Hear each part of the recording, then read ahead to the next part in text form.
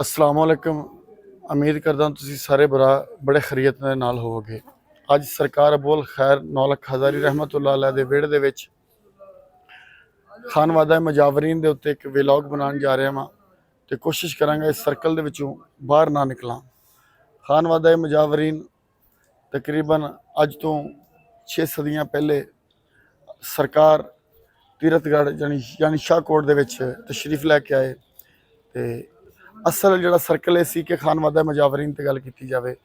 खानवादा मुजावरीन दे विच भट्टी, तूर, खोखर, रठौर ये चार बरादरियां जिहड़ियां ने वो अपने यहाँ जिहड़ा बराबरी ते जिहड़ियां मकाम रखदियां ने। इहदे च किसे नूं भी कोई फजीलत नहीं, कोई किसी नूं कोई भी नहीं। ये बाबे अबुल खैर बाबा 9 लख हज़ारी रहमतुल्लाह अलैह दी रूहानी औलाद ने ते इस करके चारे बरादरियां दे मसावी तौर पर इन्होंने नंबरदारियां मिलियां। इन्हों के मरीदैन का एक इलाके जात सारे मिले, बराबरी के बुनियाद पर सारे चीज़ां मिलियां। तो इस करके ही किसी बरादरी तो भी किसी बरादरी के उत्ते फजीलत नहीं दी गई। एक तासर एक आम दिता जा रहा है कि जोड़ा गद्दी नशीन है वह दरबार का किसी एक कौम की ही नुमाइंदगी कर सकता है। मेरा ख्याल है नहीं। कुरान के भी वाज़ह तौर पर लिखा है कि औरत ते मर्द दे विचों तुहानूं पैदा किया गया, फिर तुहाडियां कौमां बनाईयां गईयां, तुहाडे कबीले बनाए गए ताकि तुहाडी शनाखत हो सके। तो इस तरह 5 जिस तो सरकार अबुल खैर बाबा 9 लख हज़ारी रहमतुल्लाह अलैह नहीं सन। साडियां कौमां जिस तरह असी खोखर बरादरी नाल तलक रखते हैं, भट्टी ने, तूर ने, रठौर बरादरी के लोग ने, इत्थे मुजावर बने ने। ये कौमां इन्हां दी शनाखत सी। फिर असी बाबे की रूहानी औलाद होए, फिर साडी निस्बत जिहड़ी है अगे मुजावरीन ना बन गई। खानवादा मुजावरीन च आके असी निस्बतन सारे भाई हो गए। लेकिन असल जड़ियाँ साडियां कौमां ने वो साडी पहचान है। अज दी इस व्लॉग का मकसद भी सिर्फ ये सी कि कोई भी किसी वास्ते कोई भी किसी की जी है गल है वो कोई इंतहाई अहम जी गल है वो ये वे कि गद्दी नशीन होवे चाहे कोई भी होवे वो अपनी कौम की ही नुमाइंदगी कर सकता है। वो पूरे मुजावर कम्यूनिटी की नुमाइंदगी कोई बंदा ही नहीं कर सकता, किसी को भी नहीं है। खोखर बरादरी जी है, बतौर खोखर बरादरी मैं होने के नाते मैं खोखर बरादरी का ही गद्दी नशीन अपने आप को कहूँगा कि मैं खोखर बरादरी का गद्दी नशीन हाँ। हाँ कोई तूर कौम का बनना चाहता है तो उनकी मर्जी है, कोई भट्टी कौम की नुमाइंदगी करना चाहता तो उन्हें को हक हासिल है, कोई रठौर बरादरी का बनना चाहता तो उन्हें हक हासिल है। ये तासर जोड़ा दिता जा रहा है कि सिर्फ एक बंदा ही गद्दी नशीन हो सकता है, ये बिल्कुल बेबुनियाद है। और ये हकैक ने ये जिथे भी कोई बंदा भी किसी भी जगह के उत्ते डिबेट कर सकता है। लेकिन असल मसला ये नहीं, असल मसला ये असी तबलीग करना चाहते हैं।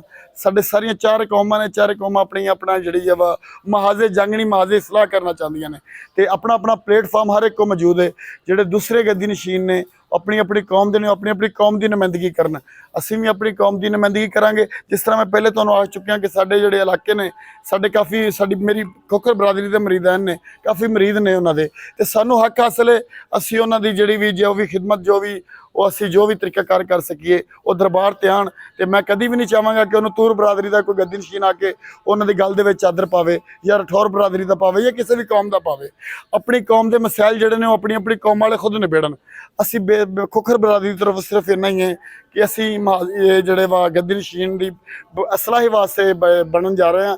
इनके कोई किसी ना महाजे राई नहीं, कोई किसी नहीं, सिर्फ तबलीग आ ते किसी किसी ते कोई बरतरी हासिल नहीं, चाहे कोई भी बंदा होवे। हाँ किसी को इलम ज़्यादा है, फहमो फरासत ज़्यादा है तो असीं उहदे को मुस्तफीद होने की कोशिश जरूर करांगे। और मैं कोशिश करांगा तमाम दोस्तों अहबाब नूं जिहड़े कोलीग्स जिहड़े गद्दी नशीन ने उन्हां नाल भी राबता किया जाए ताकि मिल बैठ के अदारियां नूं भी डिस्टर्ब ना किया जाए तो किसी चीज़ में भी डिस्कस ना किया जाए। असीं मिल बैठ के इन्हां कोई अच्छा जोड़ा हल निकाल लीए। आखिर तो इस गल करन दा इस वीडियो बनाउण दा मकसद सिर्फ इन्ना सी खोखर नूं रठौर बरादरी ते रठौर नूं तूर नूं भट्टी बरादरी ते किसी भी बरादरी नूं किसी बरादरी ते कोई फजीलत नहीं। बाबे दे जिहड़े चार रूहानी औलादा सी चारी मसावी सी ते लिहाजा ये जोड़ा असीं तासर अवाम दे विच असीं पेश नहीं कर सके। अपनी साडी एक कम्यूनिटी इस चीज़ तो बड़ा फुकदान रहा है। कम्यूनिटी शहर के लोगों को नहीं दस सकी कि अगर 4 नंबर हर जगह के उत्ते ਹਰ ਕੌਮ ਨੂੰ ਉਹਨੇ ਹੀ ਨੰਬਰਦਾਰ ਦਿੱਤੇ ਗਏ। ਜਿਹਨੇ ਚਾਰੇ ਕੌਮਾਂ ਦੇ ਨੰਬਰਦਾਰ ਇੱਕ ਬਰਾਬਰ, ਚਾਰੇ ਕੌਮਾਂ ਨੂੰ ਉਹਨੇ ਖਿੱਤਾ ਦਿੱਤਾ ਗਿਆ, ਚਾਰੇ ਕੌਮਾਂ ਨੂੰ ਉਹਨੇ ਮਰੀਦਾਂ ਨੂੰ ਤਕਸੀਮ ਕੀਤੇ ਗਏ ਤੇ ਚਾਰੇ ਕੌਮਾਂ ਨੂੰ ਹੀ ਹੱਕ ਹੈ ਕਿ ਉਹ ਦਰਬਾਰ ਦੀ ਵੀ ਨੁਮਾਇੰਦਗੀ ਕਰਨ। ਇਹਦੇ 'ਚ ਕੋਈ ਵੀ ਕਿਸੇ ਦਾ ਵੀ ਨਹੀਂ ਹੈ। ਹਾਂ, ਅਗਰ ਕਿਸੇ ਬੱਟੀ ਬਰਾਦਰੀ 'ਚ ਗਦੀਨਸ਼ੀਨ ਜ਼ਿਆਦਾ ਨੇ, ਜਾਂ ਤੁਰ ਬਰਾਦਰੀ 'ਚ ਜ਼ਿਆਦਾ ਨੇ, ਜਾਂ ਰਠੌਰ ਬਰਾਦਰੀ 'ਚ ਜ਼ਿਆਦਾ ਨੇ, ਜਾਂ ਖੋਖਰ ਬਰਾਦਰੀ ਜ਼ਿਆਦਾ ਨੇ, ਉਹ ਕੌਮ ਆਪਣੀ ਕੌਮ ਦੀ ਸਲਾਹ ਕਰੇ, ਮੁਸ਼ਾਵਰਤ ਕਰੇ, ਉਹਦੇ ਵਿੱਚ ਜਿਸ ਤਰ੍ਹਾਂ ਮੈਨੂੰ ਮੁਨਾਸਬ ਲੱਗਦਾ ਉਹਨੂੰ ਸਮੇਟੇ। ਤੇ ਮੇਰਾ ਖਿਆਲ ਹੈ ਕਿ ਅਸੀਂ ਇਹਨੂੰ ਕਮਿਊਨੀਕੇਸ਼ਨ ਕਰਕੇ ਇਸ ਮਸਲੇ ਦਾ ਬਿਹਤਰੀਨ ਹੱਲ ਕਰ ਸਕਦੇ ਹਾਂ। ਅਗਲਾ ਵਲੌਗ ਜਿਹੜਾ ਬਣਾਵਾਂਗੇ ਇੰਤਜ਼ਾਮੀ ਮਾਮਲਾ ਤੇ ਬਣਾਵਾਂਗੇ, ਜ਼ਰੂਰ ਬਣਾਵਾਂਗੇ ਕਿ ਇਸ ਦਰਬਾਰ ਦੀ ਖਸਤਾ ਹਾਲੀ ਦੇ ਵਿੱਚ ਕੀ ਹੋ ਸਕਦਾ ਹੈ। ਜਿਹੜਾ ਇਸ ਬੰਦ ਕਮਰੇ ਦੇ ਵਿੱਚ ਅੱਜ ਛੁੱਟੀ ਹੈ, ਇਹਦੇ ਵਿੱਚ ਇੱਕ ਮੁਲਾਜ਼ਮ ਬੈਠਦਾ ਹੈ, ਉਹਦਾ ਇਸ ਦਰਬਾਰ ਦੇ ਵਿੱਚ ਕੀ ਖਿਦਮਾਤ ਨੇ, ਇਹ ਆਉਣ ਵਾਲੇ ਵਕਤ 'ਚ ਜ਼ਰੂਰ ਬਣਾਵਾਂਗੇ। ਲੇਕਿਨ ਅੱਜ ਦੇ ਵਲੌਗ ਦਾ ਸਿਰਫ ਇੰਨਾ ਹੀ ਮਕਸਦ ਸੀਗਾ ਕਿ ਕਿਸੇ ਨਾ ਕਿਸੇ ਦੀ ਕੋਈ ਮੁਹਾਜ਼ੇ ਰਾਈ ਨਹੀਂ, ਸਿਰਫ ਇੱਕ ਤਬਲੀਗ ਆ। ਇਹ ਹਰ ਇੱਕ ਨੂੰ ਹੱਕ ਹਾਸਲ ਹੈ ਤੇ ਜਦੋਂ ਹਰ ਇੱਕ ਨੂੰ ਹੱਕ ਹਾਸਲ ਹੈ ਤੇ ਫਿਰ ਉਹਨੂੰ ਆਪਣਾ ਹੱਕ ਜਿਹੜਾ ਵਾ ਉਹ ਲੈਣਾ ਚਾਹੀਦਾ ਹੈ। ਔਰ ਇਨਸ਼ਾਅੱਲਾ ਮੈਂ ਕੋਸ਼ਿਸ਼ ਕਰਾਂਗਾ ਅਸੀਂ ਖੋਖਰ ਬਰਾਦਰੀ ਦੀ ਤਰਫੋਂ ਅਸੀਂ ਕਿਸੇ ਵੀ ਮੁਹਾਜ਼ੇ ਰਾਈ ਦੇ ਵਿੱਚ ਨਾ ਜਾਈਏ, ਅਸੀਂ ਪੁਰਅਮਨ ਤਰੀਕੇ ਦੇ ਨਾਲ ਜਿਹੜਾ ਆਪਣਾ ਉਹ ਕਰੀਏ। ਹਾਂ, ਅਗਰ ਕੋਈ ਜਿਹੜਾ ਜੇ ਕੋਈ ਸਾਬਕਾ ਰਵਾਇਤ ਹੀ ਅਗਰ ਚੱਲਦੀਆਂ ਨੇ ਤੇ ਫਿਰ ਮੈਂ ਬਾਰ-ਬਾਰ ਇਹ ਪੈਗਾਮ ਦੇ ਚੁੱਕਿਆ ਕਿ ਅਮਨ ਤਬਲੀਗ ਕਰਨਾ ਚਾਹੁੰਦੇ ਹਾਂ। ਅਗਰ ਇਸ ਮੈਸੇਜ ਨੂੰ ਕੋਈ ਨਰਮੀ 'ਚ ਲਿਆ ਜਾਂਦਾ ਵਾ ਤਾਂ ਫਿਰ ਮੈਂ ਕਹਿੰਦਾ ਵਾ ਕਿ ਫਿਰ ਅਸੀਂ ਆਪਣਾ ਹੱਕ ਜ਼ਰੂਰ ਲਵਾਂਗੇ। ਆਵਾਜ਼ ਉਠਾਈ ਆ ਤੇ ਹੱਕ ਅਸੀਂ ਆਪਣਾ ਜ਼ਰੂਰ ਲਵਾਂਗੇ। ਆਪਣੀਆਂ ਢੇਰ ਸਾਰੀਆਂ ਦੁਆਵਾਂ ਯਾਦ ਰੱਖਿਆ ਜੇ। ਅਗਲਾ ਵਲੌਗ ਜਿਹੜਾ ਹੋਏਗਾ ਉਹ ਦਰਬਾਰ ਦੇ ਇੰਤਜ਼ਾਮੀ ਅਮੂਰ ਤੇ ਹੋਏਗਾ।